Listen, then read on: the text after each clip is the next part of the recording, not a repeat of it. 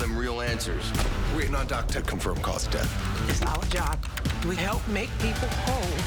Finally, we are getting somewhere. Broke the case wide open. Let's go! This is the job we signed up for, ain't it? NCIS Origins is all new. CBS tonight, 10/9 Central, and streaming on Paramount Plus.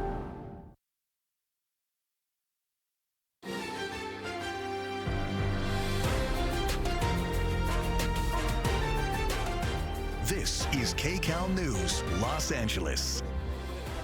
Now at 5:30, the former interpreter for Dodgers star Shohei Ohtani is supposed to be behind bars tonight, but his surrender has been delayed. At KCAL News assignment editor Mike Rogers at the desk now. Mike, you've been digging into this with the help of our colleagues at CBS News. Yeah, and you know the reason why it's been delayed under a veil of secrecy tonight, as the federal judge in the case has ordered a seal on the new date he's supposed to turn himself in, and the reason why it was delayed. I'll show you some video here. You'll remember the Shohei Ohtani saga with his interpreter, Ippei Mizuhara. Mizuhara was eventually convicted in this whole funneling of money scheme involving Shohei Ohtani as the victim. Mizuhara's sentence was originally nearly 5 years in federal prison after he went through the legal and judicial process. Now, we don't know why his surrender was delayed. The U.S. Attorney's Office only telling us that they cannot speak about the matter at all because it is currently under seal. Now, I, as well as our colleagues over at CBS News, did reach out to Mizuhara's attorney to try to see if he can shed any light as to what is the cause of the delay and when his new surrender date will be. He has not responded to our request just yet, but what we do know is tonight, Mizuhara is still technically out on bail, not behind bars in federal custody like he was supposed to be. If the judge lifts that order of seal, or if we figure out any more about why it was delayed and when the new date will be, we'll be sure to let you know, guys. Yeah, we are interested. Yep. Thank you, Mike. In an apparent breach of national security, the editor-in-chief of The Atlantic says the top administration officials accidentally sent him war plans. Jeffrey Goldberg reported today that he was included in a group about military strikes in Yemen. They were on a chat. He says he learned about the strikes just a couple of hours before they were carried out on March 15th. President Trump was asked about it today. I don't know anything about it. I'm not a big fan of The Atlantic. To me, it's a magazine that's going out of business. I think it's not much of a magazine, but I know nothing about it. The messages were sent through the encrypted messaging app called Signal. A National Security Council spokesperson says they appear to be authentic, and they are investigating how the inadvertent number was accidentally added to the chain. Meanwhile, Defense Secretary Pete Hegseth denied the report. Pat, the Trump administration says it is extraditing 3 Venezuelan migrants with alleged ties to the Tren de Agua gang who were detained as part of the Alien Enemies Act.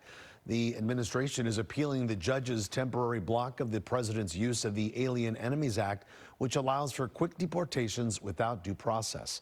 Sunday night, the administration carried out more deportations directly to Venezuela without invoking the Wartime Act after reaching a deal with that country.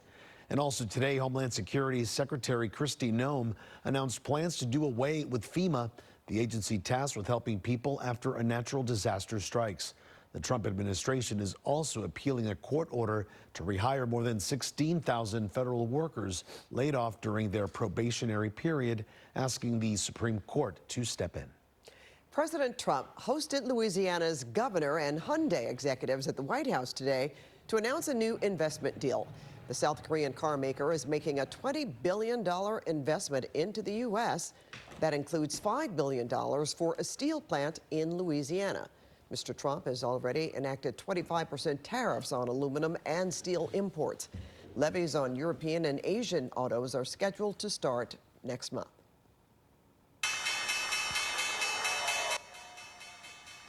Stocks closed broadly higher Monday amid hopes on Wall Street that the Trump administration may take a more targeted approach as it tees up a new round of tariffs on imported goods next week. The S&P 500 jumped 1.8%. The Dow Jones Industrials and the NASDAQ Composite also closed in positive territory. A presidential portrait of Donald Trump will be removed from the Colorado State Capitol after the president claimed he was purposely distorted. This is the painting in question. Colorado Republicans raised more than $10,000 to commission it, but last night, President Trump posted on his Truth Social platform that he would prefer no picture at all over that one. Today, Republican state lawmakers asked that the portrait be taken down and replaced.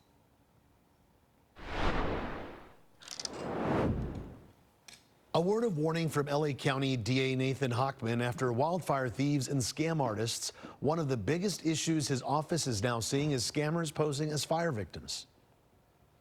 We've seen most recently dozens of people who actually pretend to be the fire victims. They go to FEMA.gov, they fill out all the information.